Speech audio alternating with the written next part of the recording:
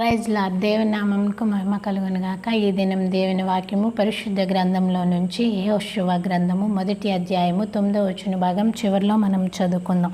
నీవు నడుచు మార్గములన్నిటిలో నీ దేవుడైన యెహోవా నీకు తోడైందును. మనం వాక్యంలో చూసినట్లయితే మోషే గారు చనిపోయిన తర్వాత ఇశ్రాయేల్ ప్రజల్ని నడిపించడానికి ఆ యెహోషువ గారిని దేవుడు ఎన్నుకున్నాడు. యెహోషువ గారితో దేవుడు ఈ విధంగా మాట్లాడాడు అనమాట. నీవు నడుచు మార్గములన్నిటిలో కూడా నీ దేవుడైన యెహోవా నీకు తోడై ఉందునని దేవుని లేఖనం సెలవిస్తుంది. మనం ఏ మార్గంలో నడుస్తున్నామో, దైవికంగా నడుస్తున్నామో, ఇంకను ఆత్మానుసారంగా లోకానుసారంగా ఇంకను ఏ విధంగా మనం నడుస్తున్నామో, మనం నడుచు మార్గములన్నిటిలో మనం ఏదైనా పని చేయాలని ఆశపడుతున్నామేమో, ఏదైనా కొత్త పనులు ప్రారంభించాలని ఆశపడుతున్నామేమో, కానీ నువ్వు ఏ మార్గంలో నడవాలనుకుంటున్నావో ధైర్యంగా నువ్వు నడిచినట్లయితే నువ్వు నడుచు మార్గములన్నిటిలో కూడా నీ దేవుడైన యెహోవా నీకు తోడైందును.